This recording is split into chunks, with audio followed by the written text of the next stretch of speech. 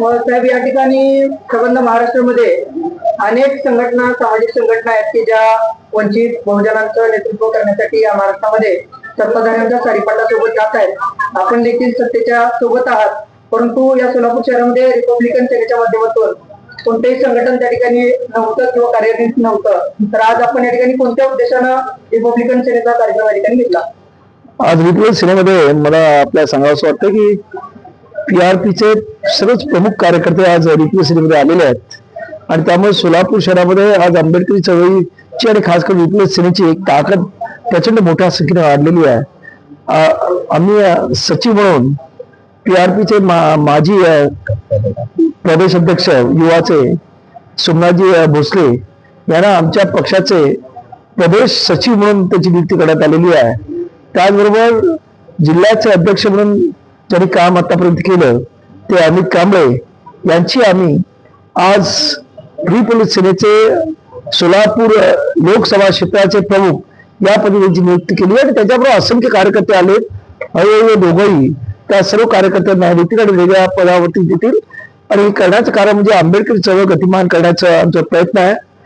आज तुम्ही मगाशी म्हणाल की तुम्ही सत्तावाल्यांबरोबर आहात, म्हणजे आम्ही सत्तावाल्यांबरोबर नाही, पण आज आंबेडकरी चळवळीमध्ये कार्यकर्ते ज्याने अनेक वर्ष रस्त्यावरचा संघर्ष केला आहे परंतु त्याला कसल्याही प्रकारचा आतापर्यंत सत्तेचा उपभोग भेटला नाही, त्यांच्यासाठी काहीतरी करावं, त्यांना कुठेतरी सत्तेवरती पाठवावं या हेतूने आम्ही युती केली होती. अजूनही आमचा तो प्रयत्न आहे की कुठेतरी सत्तेमध्ये ह्या सर्व छोट्या मोठ्या कार्यकर्त्यांना सहभाग मिळावा आणि तो माझा प्रयत्न राहणार आहे आणि त्याच्यातून आंबेडकरी चळवळीतला कार्यकर्ता सक्षम व्हावा ही आमची अपेक्षा आहे. तुम्ही म्हणता की सत्तेमध्ये जायचं, संघर्ष करायचा आहे, राज्यसभेच्या खासदारकीसाठी तुमचं नाव चर्चेत असताना देखील मला स्वतःला ऐका नाही मला ऐका ना, जेव्हा आम्ही हे केलं तेव्हा फक्त एवढीच आमची अट होती की आमच्या कार्यकर्त्यांना तिथे स्थानिक लेवलवरती सत्तेमध्ये ऍडजस्ट करून घ्या आणि हीच आमची मागणी आहे आणि ते हळूहळू होईल. आपल्याला ते नाही राज्यसभा वगैरे राज्यसभा आमदारकी आम्ही मागितली नाही तर आम्हाला चॉकलेट दाखवलं.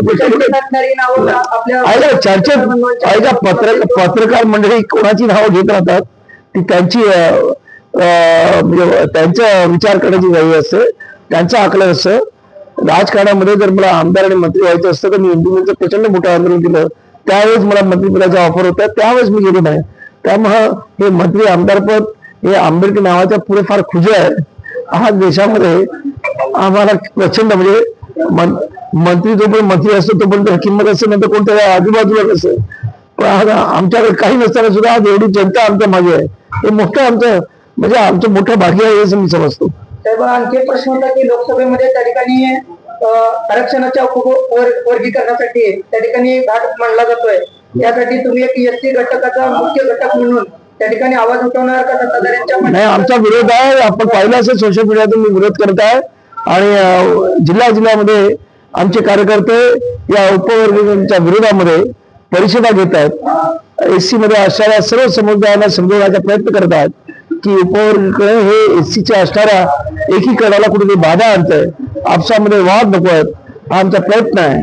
आणि जर सरकारने ते पुढे नेण्याचा प्रयत्न केला तर मुंबईच्या रस्त्यावरती संघर्ष केल्याशिवाय राहणार नाही, एवढं आपल्याला मी आश्वासन देतो. अनेक निधी त्या ठिकाणी राज्य सरकार असेल किंवा केंद्र सरकारकडून SC ST असेल किंवा अनुसूचित जाती जमाती या प्रवर्गांसाठी असणारा निधी इतरत्र वळवून त्या ठिकाणी राजकीय सत्ता मिळावी म्हणून अनेक राज्यांमध्ये वापरला गेला, त्याचा दुरुपयोग केला. तर तुम्ही असं त्या ठिकाणी सरकारला जाब विचारणार नाहीत का की हा निधी SC ST वर्गाला कधी मिळाला?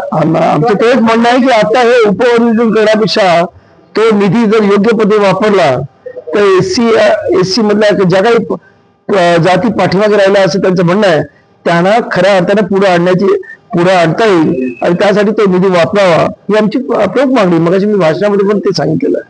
उच्च शिक्षणासाठी अनेक मुलं आहेत SC कॅटेगरीमध्ये जी परदेशामध्ये PhD आणि तत्सम पद्धतीचं शिक्षण करण्यासाठी जात आहेत, परंतु त्यांना जी फेलोशिप त्या ठिकाणी मिळते ती सरकारकडून अद्यापही मिळत नाही आणि स्कॉलरशिप देखील विद्यार्थ्यांच्या खात्यावरती जमा होत नाही, परंतु तो निधी लाडक्या बहिणीसाठी कुठेतरी वापरला जातोय असं म्हणतात. हे खरं आहे का सत्ताधारी म्हणून ऐकताना? नाही, अत्यंत दुर्दैवी आहे की जो SC STचा बजेट मधला निधी आहे तो नुसताच लाडकी बहीण नाही इतर अनेक ठिकाणी वापरला जातोय आणि त्यामुळं जो निधी खऱ्या अर्थाने SC मधल्या असणाऱ्या जातींच्या उत्थानासाठी मिळाला पाहिजे तो मिळत नाही. आणि त्यासाठी आमची तेच आमचं म्हणणं आहे की एससीची जी एकजूट आहे बाबासाहेब आरक्षणामुळे करून ठेवलेली ती तुटू नये, हा आमचा रिप्रेझेंटेटिव्ह प्रयत्न आहे. आणि त्यासाठीच आमचा या उपवर्गीकरणाला विरोध आहे. महायुतीचा घटक पक्ष म्हणून रिपब्लिकन सेना त्या ठिकाणी सत्तेमध्ये आहे, परंतु मागे झालेल्या स्थानिक स्वराज्य संस्थेच्या निवडणुकीमध्ये कुठेही त्या ठिकाणी रिपब्लिकन सेनेला उमेदवारी मिळाली नाही किंवा आरक्षित घटकांवरती उमेदवारी मिळाली नाही. तरी पण तुम्ही त्या ठिकाणी सत्तेच्या पाठीमागे लालसेपोटी आहात की काही महत्वाचे आहात? आम्ही बघा सत्तेपोटी नाही, आम्ही कार्यकर्त्यासाठी मगाशी सांगितलं की कार्यकर्त्यांना आंबेडकरी चळवळीतला कार्यकर्ता आजपर्यंत रस्त्यावरची लढाई लढत राहिलेला आहे, त्याला काही बिचारा मिळालं नाही. इतर अनेक पक्षामधले कार्यकर्ते ज्यांचे म्हणजे आंबेडकरी चळवळीतल्या कार्यकर्त्यांसमोर काही नगण्य आहेत ते आज आमदार आणि खासदार झालेले आहेत. त्या आंबेडकरी चळवळीतला हा जो सक्षम कार्यकर्ता आहे त्याला खऱ्या अर्थानं समृद्ध करणं, त्यांना सत्तेपर्यंत घेऊन जाणं हे रिपब्लिकन सेनेचं ध्येय आहे. आणि त्यासाठी म्हणून आम्ही आहोत. परंतु आम्ही आज सुद्धा आमच्या ज्या भूमिका आहेत, आम्ही जेव्हा विरोध करायचा आम्ही सत्ताधाऱ्यांनी आणलेल्या या उपवर्गीकरण आमचा विरोध आहे. त्यामुळे आमचे धोरणं, आमचं जो एम आहे आंबेडकरी विचारावरती आमची ठाम निष्ठा आणि त्या पद्धतीने आमचं चाललेलं आहे. काही सूत्रांकडून गोपनीय माहिती कळते की आपण पुन्हा एकदा विधान परिषदेचं त्या ठिकाणी आता विधानसभा परिषद झालं ना, झालं संपलं. आता कधी अरे ते आता ते राज्यपालाचे भरतील तेव्हा आपण बघू. आता सध्या ते भरून झालेले आहेत. त्यामुळं हे काही पत्रकारांचे काय ते नाही दृष्टी नाही, त्यांचे कल्पना विलास जे काय करतात ते त्यांच्याकडे जावं ही सदिच्छा.